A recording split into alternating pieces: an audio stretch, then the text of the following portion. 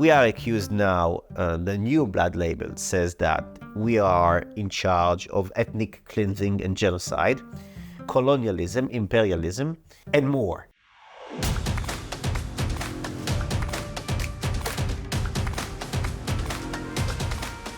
This is a Visegrad 24 series about the Israel-Hamas war. We are here today with Minister Amichai Chikli, a minister in the current government who is tasked with diaspora affairs, as well as a portfolio of communications and lots of responsibilities in talking to both Israelis as well as the world abroad, not just Jews, but the political class globally. And we want to talk to him about everything going on in the world vis-a-vis Israel and the rise of the communications breakdowns that has happened after October 7th. So welcome and thank you for coming and joining us. Thank you, Matthew. One of the roles that you have is to communicate this, not just the government, but now with the country actually unified, which is very juxtaposed to last year and some internal political battles. Now relatively unified. Relatively unified. And we'll see, we talked the other night about how September 11th, everyone was nice for a month and then, it breaks down because people are inherently political. But the unification, even I was in the Knesset and, both sides are getting along relatively well. What do you think, how is that translating to the communications with, say, foreign governments, foreign media? So I think it's easier now to deliver a coherent message to the global community. The fact that we are relatively united in the political arena, in the wide public as well, allows us to deliver a more clear message and a more powerful message because we speak with basically one voice. With that one voice, you're going up against a lot of interests around the world, not just the political in this region, but in Europe, in the US, that are spreading misinformation about what's happening on the ground. How do you strategically answer that? How are you going about and trying to diffuse that? Okay, so first of all, when you look at the public opinion in the US, you can see that the general situation is relatively good, and there is significant support for the state of Israel. People understand the conflict. By the way, the more they understand and the more they are aware and educated about the conflict, they lean more towards Israel. I think that the most powerful weapon of our enemies is ignorance and the fact that people don't really know what they're talking about. There was a fascinating research made by one of Berkeley's professors about the students who are chanting from the river to the sea, Palestine will be free. So we found out that less than 50% of those students who shout this slogan in demonstrations could explain from which river to what sea. So it reflects, I think, the challenge that we have, which is based on ignorance and the lack of knowledge about the roots of the conflict, the history of the Jewish people, the deep connection of the Jewish people and Jewish history to the land of Israel, and the nature of the Palestinian Authority, the history of this entity, which is basically based on denying the right of Jews for self-determination and fighting against Zionism. And it's less about culture or ideology that stands for itself. If you take the struggle against Israel from the Palestinian identity, there is no Palestinian identity. There was a poll done that I saw recently, I think it was by Pew or Gallup, a credible global pollster that broke it down in bands on age. And after the 18 to 24 cohort, which was 52% against Israel and pro-Palestinian, but as you got older, you got mugged by the reality of the situation. Yes, so we have a problem with the younger generation. First, because he's less knowledgeable about the conflict, and second, because it becomes a trend, fashion, to wear this kafia and shout from the river to the sea, and it is part of a larger identity, the woke identity. It goes with BLM, and it goes with other issues that are combined, basically a face of neo-Marxism. So instead of the workers that need to unite, so you take all the groups that see themselves as underprivileged and they unite themselves. And if you are privileged, you are necessarily bad and stands in a lower moral ground. And I think that this philosophy has got nothing to do with the West. We know where it comes from. It is more of a communist way of thinking, and unfortunately in the US campuses, this neo-Marxist ideology, it became very, very powerful. It's not new, by the way. We can see it it began in the 60s, but now I think it reached a peak.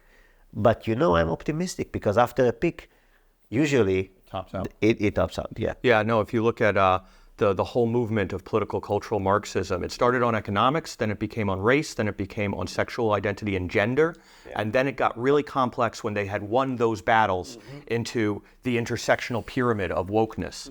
And it's amazing how the communists are smart. They go to the universities and emotionally coerce the AstroTurf protest movements from the young. But how do we answer that when we have the best bastions of the ivory tower, where it's supposed to be free debate, free inquiry, Oxford, Cambridge, Harvard, Yale, etc.? How are we going to win on this? We also the embarrassing and very disturbing hearing of the president of top Ivy League universities, Harvard, Penn, MIT. On the one hand, you would say, okay, that's horrible. But on the other hand, you saw the backlash and you saw the response of the public, the response of the Congress.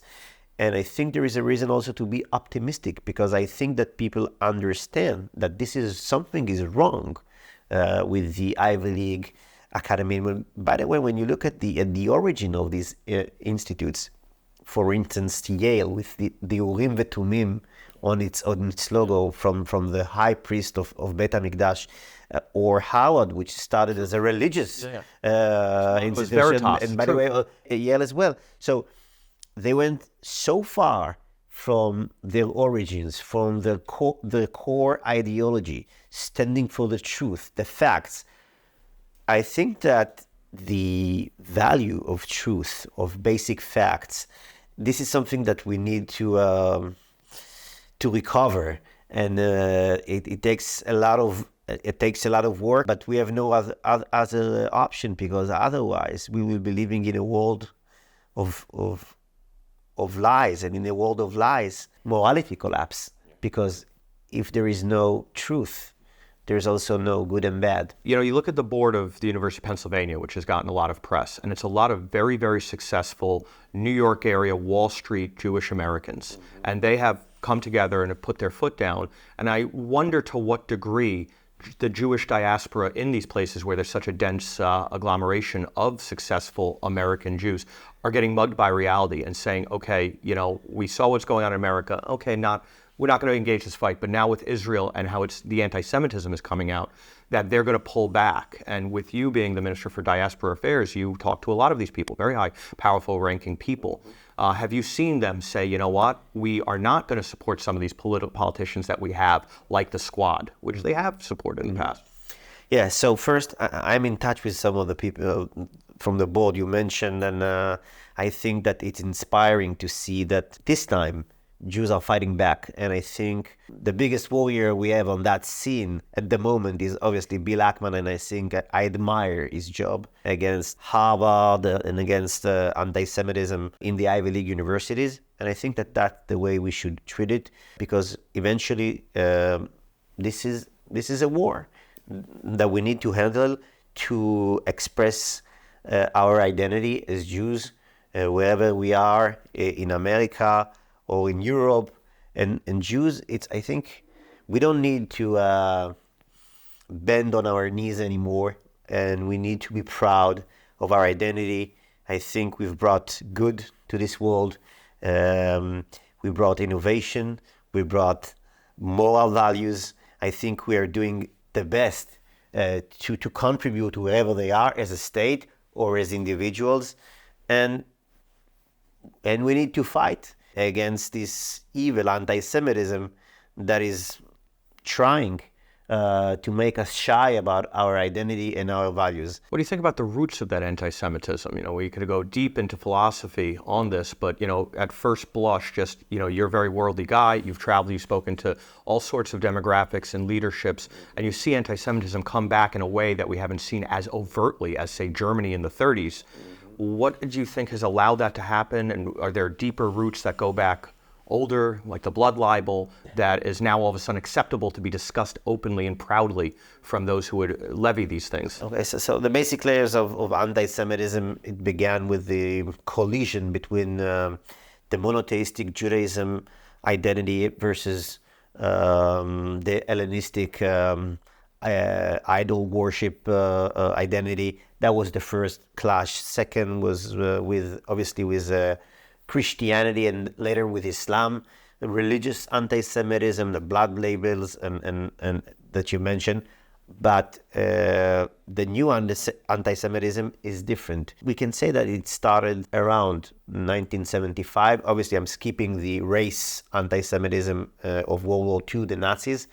It started in 1975 with the attempt that was successful for a while to say that Zionism is racism, led by the Palestinians, Soviets, and Arab states. And later on, it developed and became more popular after the Durban conference in South Africa. We are accused now, the new blood label says that we are in charge of ethnic cleansing and genocide, colonialism, imperialism, and more. And so these are the allegations, false allegations, towards us. And I think it is very, very sophisticated. Also apartheid. I forgot apartheid, yeah. Basically, the entire sin of Western civilization are thrown upon the Jewish. Everything that you can is thrown upon us. Although there is absolutely zero connection between Zionism or colonialism. Okay, so where is the state that we take the money from the indigenous and send it to? There is no state. The mother state of, like in a colonialist state. Indigenous people.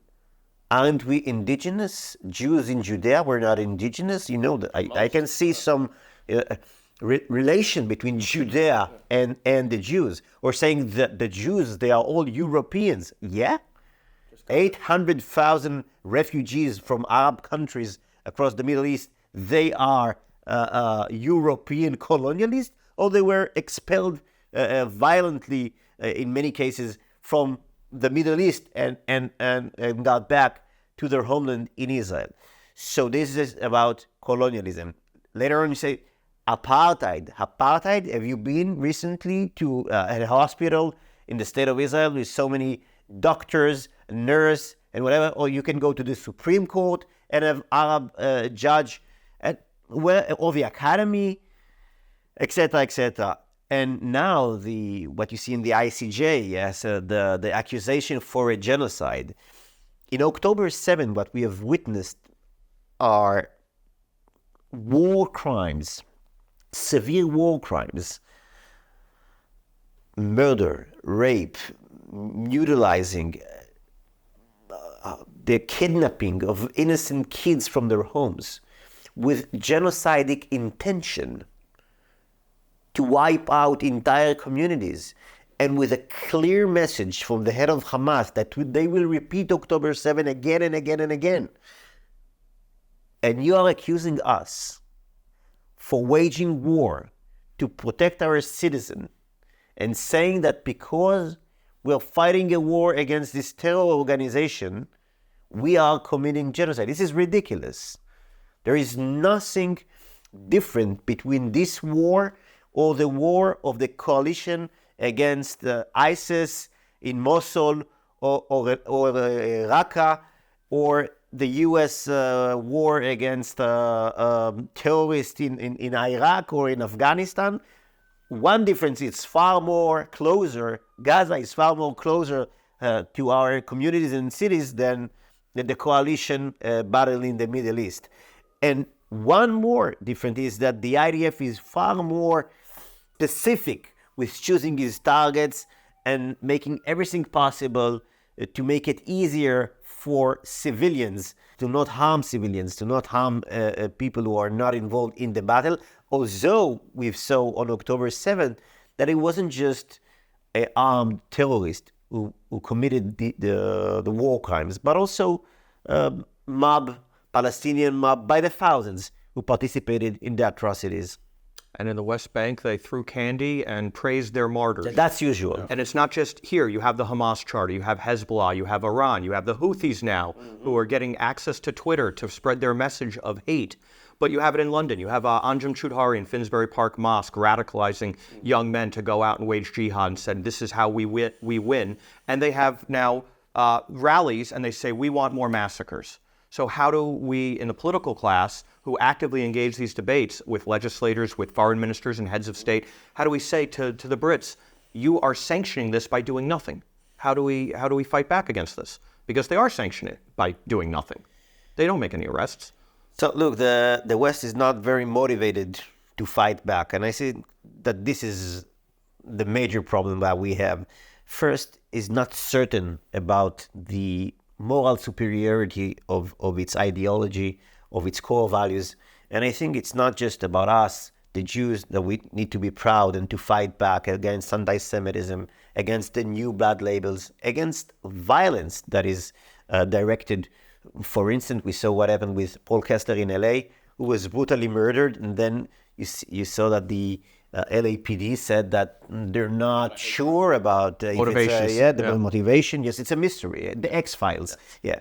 Okay. Now, so it's not just us, but it's the entire Western civilization needs to stand up, to fight back, and to understand if you're not willing to pay heavy prices for your freedom, you will lose your freedom.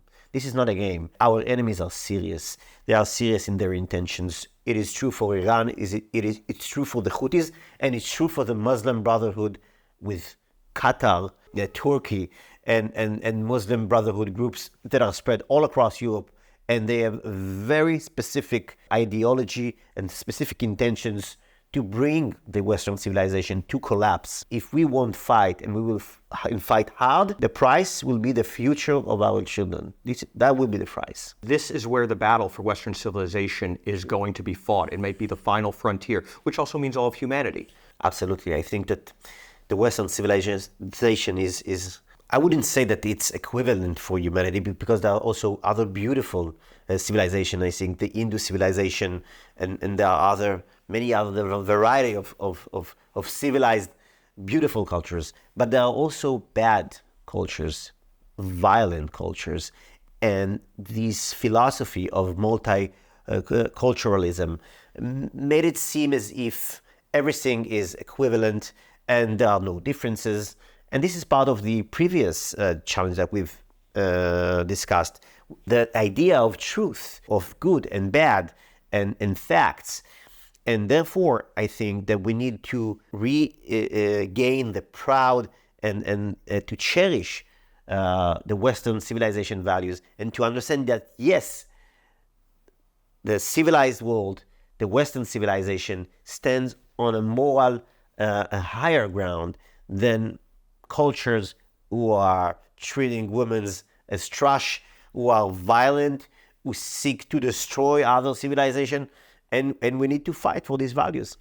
It seems that the world started expanding its civilizational values with the Ten Commandments, with the idea of an objective morality, thou shalt not kill, thou shalt not steal. And that is now in the ivory tower considered anachronism. So it's not coincidental that in a place where that's anachronistic, all things are permitted and objective reality dies. Absolutely. And you know how the Ten Commandments starts with the idea of God.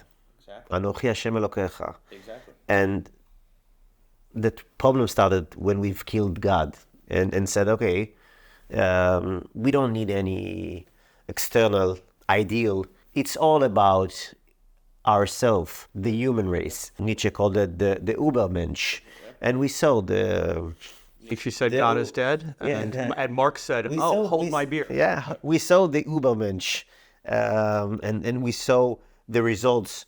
And I think we're still paying for the idea that the communists also expanded of a world, a godless world, a faithless world. And it's also bring despair, lack of faith in the Western civilization. And I think that the war that we are facing now it's not just a physical war. This is also a spiritual war. I'm not speaking necessarily from a religious perspective. I'm not a religious man in the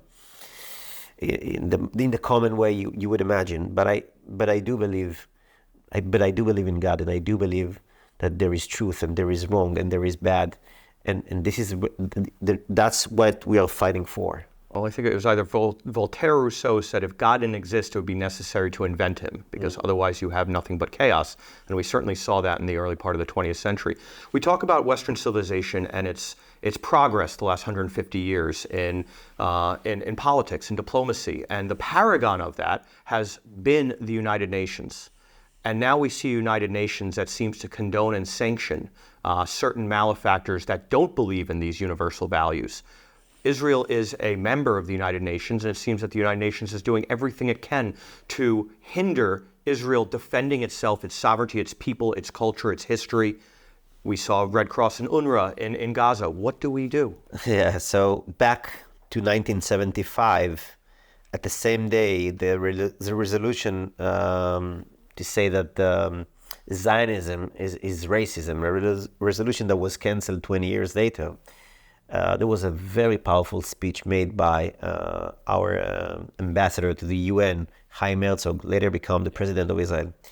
And he says, it is amazing, it's horrifying to see an organization that was established as a coalition against the Nazis becoming the center for world anti-Semitism.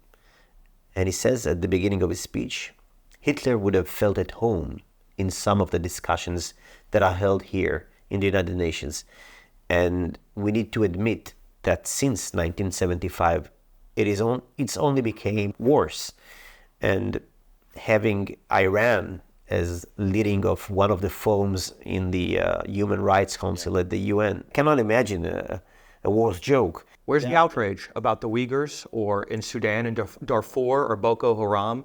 Yeah. Tweets, but no action. The only action seems to be focused on this part of the world. I think the UN currently is an irrelevant organization that cause more damage than repairing more. And it goes back to the idea of truth, facts, and be serious about the Western civilization, because at the moment, Western civilization is not present in the UN. Yeah. And it's not dominating the UN. You have this multiculturalism in the UN, and in this multiculturalism, godless and truthless world, evil is celebrating. This has been a great pleasure. Thank you for talking with us and our audience. We will keep fighting the fight to get the truth out there in the lingua franca of social media, which is English. And I think that you're doing great work. Thanks so much, Mathew.